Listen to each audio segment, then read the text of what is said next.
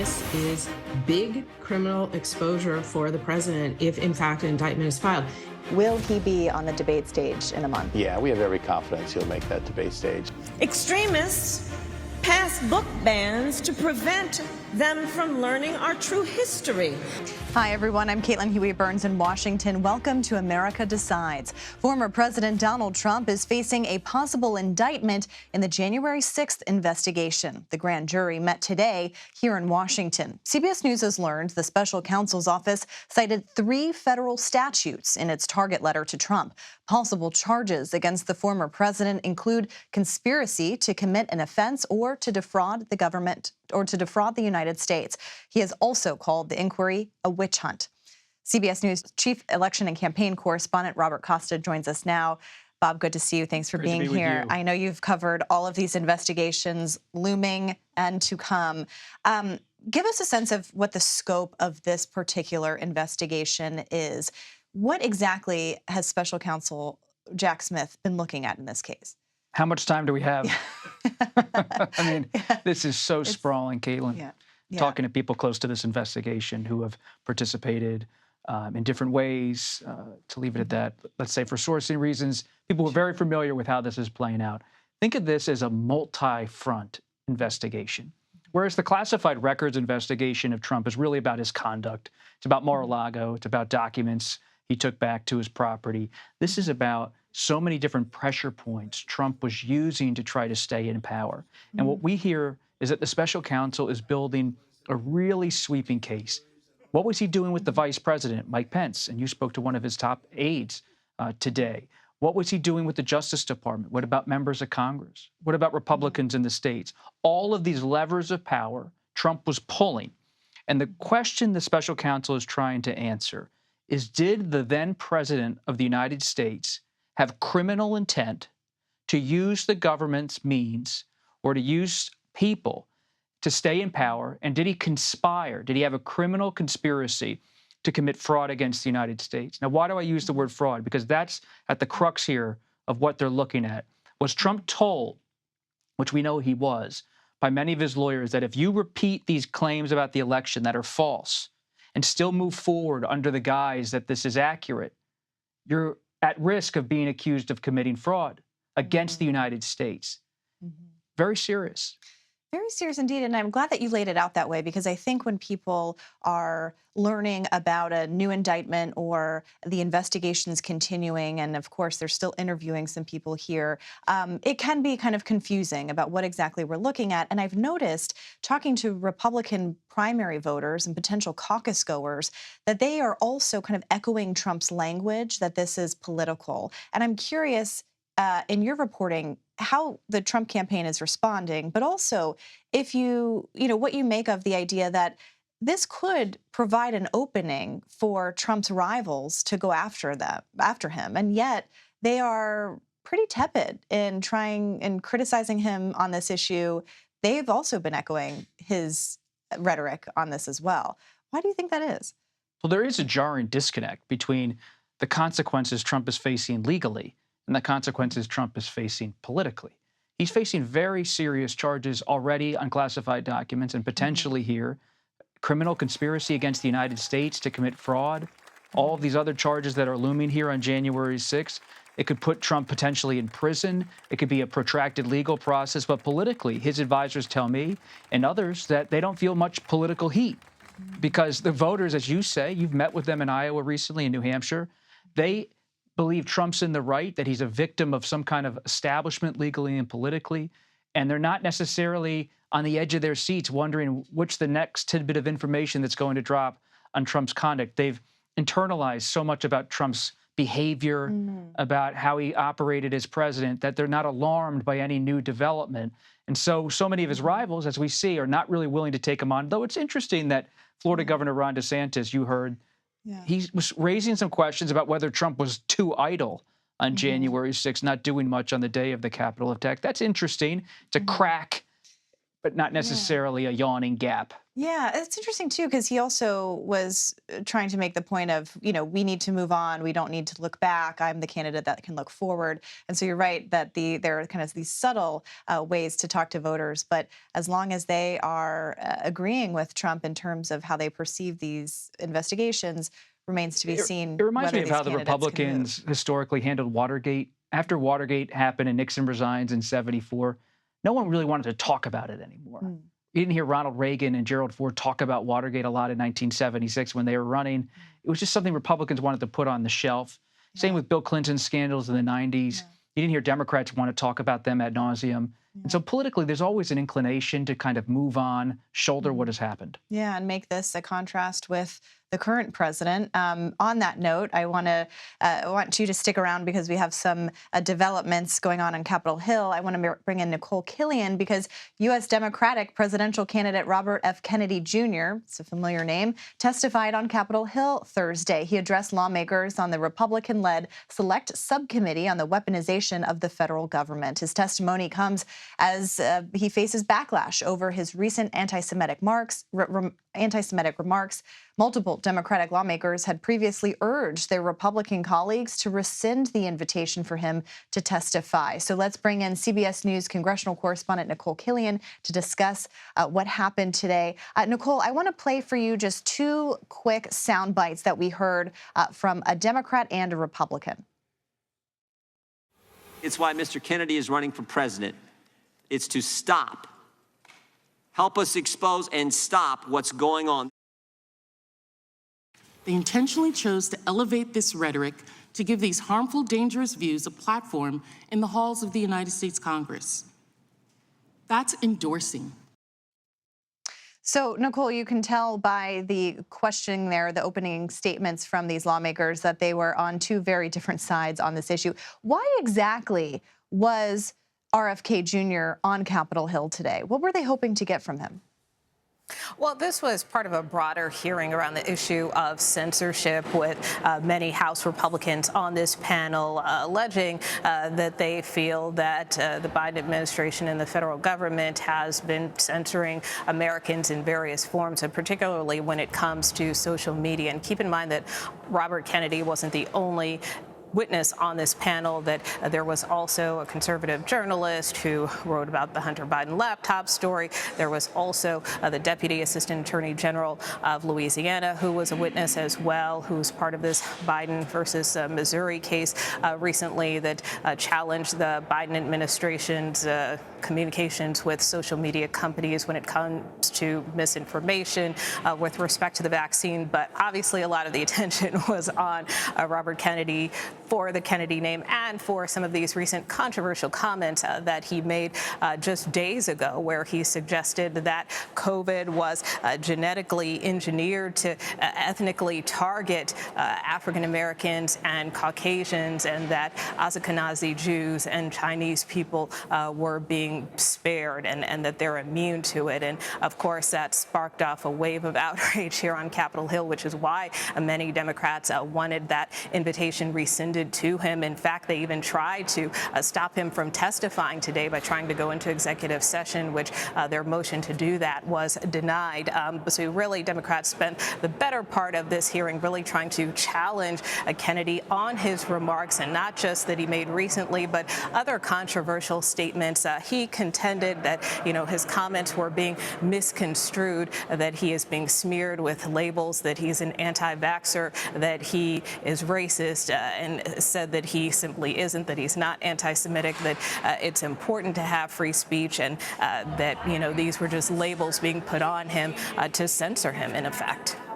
And Bob, Nicole mentions that this was planned. This hearing was planned before he made these comments. But, it seems like Republicans are trying to elevate RFK Jr. as as he's challenging President Biden. What do you make of the campaign so far? Are Democrats taking him seriously at all, or is the strategy just to kind of ignore him? In 1964, Robert F. Kennedy gave a famous speech at the Democratic National Convention where he quoted Robert Frost when talking about his then slain brother, John F. Kennedy. And the Frost line is about how I still have miles to go before I sleep. I have promises to keep. It's a famous speech. The place was enraptured by RFK being up there on the stage. What did Joe Biden name one of his books, title one of his books? Promises to keep. When you walk into the Oval Office today, what do you see when you walk in? A bust of Robert F. Kennedy. Robert F. Kennedy, who was killed in 1968, had a million people show up for his funeral train from New York to Washington. Remains this iconic figure who vibrated passion for democracy, human rights, and he is someone who has remained a hero to Democrats and some Republicans and independents in the American consciousness. And because of that, Republicans see someone who really is a shadow, the legacy of Robert F. Kennedy Jr.'s father over the current president, who sees himself as a Kennedy-style Democrat. And so they're happy to have Robert F. Kennedy Jr. to testify because he brings up this division they want to exacerbate inside of the Democratic Party, though RFK Jr.'s campaign isn't getting much traction. It's being managed by Dennis Kucinich, the former congressman. But for now, it's more of an outsider run. Yeah, and you saw him sitting behind him there at that hearing as well. We will pay attention to what comes of that. But Bob Costa, Nicole Killian, great to have you both on this. We thank you for your reporting. And former Vice President Mike Pence is one of several Republican candidates trying to qualify for the first Republican primary debate in August. Next, we'll ask his former chief of staff if Pence will be on that stage. You're streaming America Decides. I'm running for president because I think this country's in a lot of trouble. I think President Joe Biden has weakened America at home and abroad. Welcome back to America Decides. Mike Pence is still looking to break through the crowded Republican Party field. Meanwhile, former President Donald Trump, his former boss, maintains a commanding lead as he faces a possible indictment in the January 6th investigation. Earlier, I spoke with Mark Short, who's an advisor to Pence and who also served as his chief of staff while he was vice president.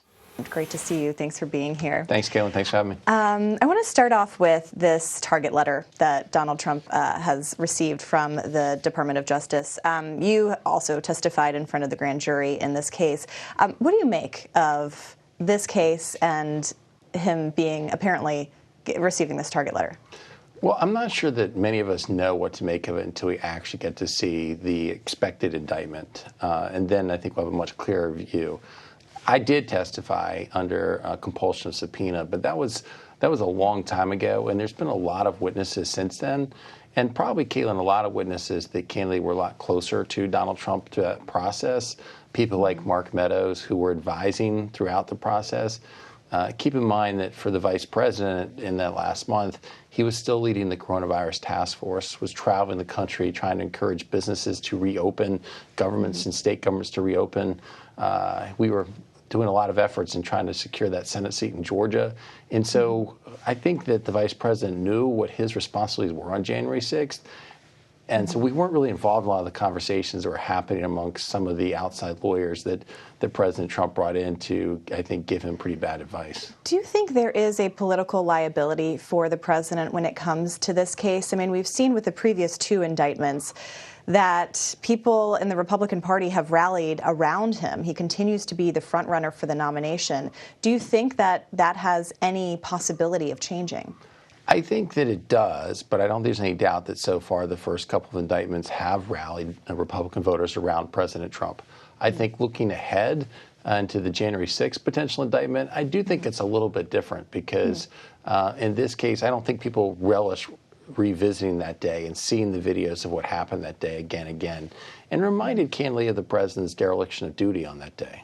So that's really interesting to me because you would imagine that given what you just described, all of the other candidates running for the nomination against Trump would see this as an opening. But we really haven't seen candidates take this head on besides a Chris Christie or an Asa Hutchinson who have kind of, formed their campaigns around this contrast to Trump. But, even Mike Pence has said that, he'll be held accountable for what happened that day, but he doesn't think there was a criminal charge here, or that he did anything criminal, illegal. Why aren't candidates kind of seizing on this to try to take him down? I probably would differ with that a little bit. If you go back to Mike Pence's announcement speech on June 7th in Iowa, he addressed this very specifically and talked about his disagreement with President Trump on the day and how President Trump was wrong, and how, by God's grace, he believes that what he did that day was exactly right. So I don't think he's running away from this conversation. He's actually addressed it head on. At the same time, to your point, I think he said, ultimately, I think we need to take our message to the American people, let the American people decide, as opposed to, I think, candidly, a lot of Republican voters do believe there's a two-tiered system of justice today and have a lot of skepticism about the Justice Department and which of the cases are politically motivated. And so rather than bringing a case against the president, believing that should be left to the American voters. But again, that is said, not yet seeing the indictment. And I think for many of us, we also felt that the previous indictment was politically motivated against the president on the documents. But then when you actually read the indictment, it's pretty hard to justify many of the actions of him and his team in the way that they were obstructing that investigation. I mean, is that why we're seeing candidates kind of be reluctant to take on Trump in this regard, because of what Republican voters are essentially saying, that they agree with the president? Well, I think actually Republican voters are more incentivized. They just don't want to talk about it anymore. They don't want to talk about January 6th. They want to be talking about, what are you going to do for me in the future? What are you going to be doing to help me? And they look at Donald Trump as somebody who came to their cause in 2016 to 2020 when he served as president and fought for many of the beliefs that they have. And so I think there is a sense of wanting to rally around him when they perceive he's in trouble. But how long that lasts and how many more indictments must he endure to continue to get that sort of support, I don't know the answer to that question. I don't think anybody does. So for Mike Pence, I mean, that also, voters are, in Iowa, as you saw, he took a question from a voter who wanted him to behave differently that day. He's had to engage on this issue over and over again. What is the path forward? Do you imagine that this remains a liability for Pence insofar as we're seeing this rallying around the former president? Well, I'd like to think that when you uphold your oath to the Constitution, it's not really a liability. And I think that that is something that will always be a part of his legacy. But as I just mentioned, I also think voters are forward-looking. And that's why I think you've heard Mike Pence talk about, I'm proud of what our record was for those 4 years. My concern is that actually Donald Trump has drifted from that record, whether or not it's on the issue of life. And now, basically saying because of him, we basically have a negotiation table to decide which children get to live and which ones don't. He's basically walked away from entitlement spending and said, we're going to leave everything as it is, which I think will bankrupt the United States. I think there are great concerns about foreign policy, his embrace of Vladimir Putin and calling him a genius for invading Ukraine. And so I think that where Mike Pence will go is to say, I'm proud of the 4 years. My worry is that Donald Trump has actually drifted away from conservatism since the administration ended. We have seen polling where the former vice president is polling pretty low. He hasn't reached the donor requirement yet to make the debate stage. Will he be on the debate stage in a month? Yeah, we have every confidence he'll make that debate stage. I think that for the nonprofit organization he launched, he has 130 to 140,000 donors. So some of that takes a little bit of time to transition those donors to say, here's the new cause we want you to support. But I think that Mike Pence has continued to get a lot of support from traditional conservatives. And so, yeah, we have every expectation he'll be there on August 23rd. And what evidence have you all seen on the ground in a place like Iowa that there is an appetite for this? Because when we see in polling and talking to voters, there isn't this pull towards Pence. I mean, he doesn't appear to be gaining traction. How do you make that up, and how do you see it? Well, I think that he's going to continue to take his case to traditional Republican voters. And I think that there's a lot that's still at play right now, Caitlin. I don't think any of us knows what's going to happen to Donald Trump in the course of this race. And I think that, going back to where we've been before in Iowa, whether or not it was Rick Santorum winning Iowa or Mike Huckabee, in the summer they were polling at 2%, 3%, 4% before they actually gained traction and won. Even Barack Obama was in the same place, honestly, when he ran against Hillary Clinton. And people forget, Donald Trump didn't win Iowa in 2016. Ted Cruz did. So I think that there's a lot still at play, and I do think it will really begin as we sort of get into this debate season. But for a former vice president, it's very different from someone who isn't as well known. He's very well known among Republicans. Sure. I don't think you've had a scenario where you've had a former vice president running against a former president in probably about 150 years, when at that time you actually had candidates who the United States would take the top two choices and put the number two, so they didn't run as a ticket. So this is pretty unprecedented territory for all of us. All right, Mark Short, thank you so much. We'll Thanks, continue Caitlin. to follow the Thanks for having over me. the coming months. Meanwhile, where do things stand in President Biden's re-election campaign? He touted his economic plan in Philadelphia today, and we'll bring you the latest next. We're streaming America Decides.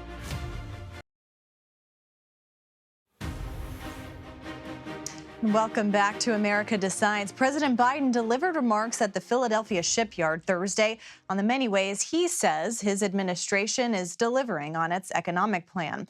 The president touched on clean energy and continuing to create products made in America. During his speech, CBS News senior White House and political correspondent Ed O'Keefe joins us now from the White House. Ed, good to see you. Thanks for being here. So we've seen the president go out and tout what his administration sees as accomplishments and things they have done to help the economy. But behind the scenes, where do things stand with his re-election campaign? Does he have much of a campaign at this point? It is beginning to build out, Caitlin. Good to see you this week. They hired 3 more people that will be responsible for helping raise all the money that's necessary. They believe they'll have to spend north of $1 billion to get him reelected. They also announced plans to open a reelection headquarters in his hometown of Wilmington, Delaware, much to the chagrin, privately and even to some extent publicly, of some of those who may eventually have to work out of those offices, who were rooting for somewhere here in the D.C. area or perhaps Philadelphia, which at least has more dining options. But beyond that, they're essentially monitoring from the sidelines what continues to go on the Republican side and marveling at the fact that certain lawmakers and candidates say or do certain things that they then quickly exploit. I think this week the best example of that was Marjorie Taylor Greene calling out some of the work that the president had done and comparing him to FDR and LBJ in terms of the expanse of the work they're trying to do in the social program space, especially. The Biden campaign took that, popped it right onto Twitter as if she was narrating his accomplishments to those that were watching it, and it's proven to be a very popular and lucrative piece of social media for the campaign, essentially using her words against her and the Republican Party. The event today in Philadelphia, he's made more than a dozen visits there as president. This time it was to the shipyard. They're building a ship that's going to transport parts for wind farms out into the ocean, and it's being built there at a shipyard with, of course, union workers. So the president eager to say that kind of work is being done because of what we've passed. It's creating jobs, and it's going to lead to, ultimately, he hopes, at least a better climate. So these kinds of official events that allow him to tweak and irk Republicans from behind the trappings of the presidency are the kinds of events you'll continue to see no matter what the Republicans are up to. Ed, I know you and I have both spent a lot of time in Wilmington and have exhausted most of those restaurant options, though they are very good. So they are very good.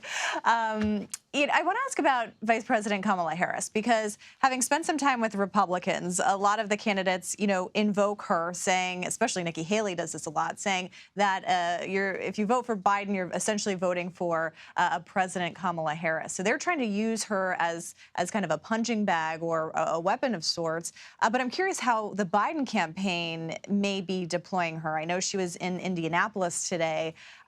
What did she say there? And are they seeing her as someone who can bring in new voters or at least keep some voters for Democrats? Let's make sure to allow people to see what she had to say.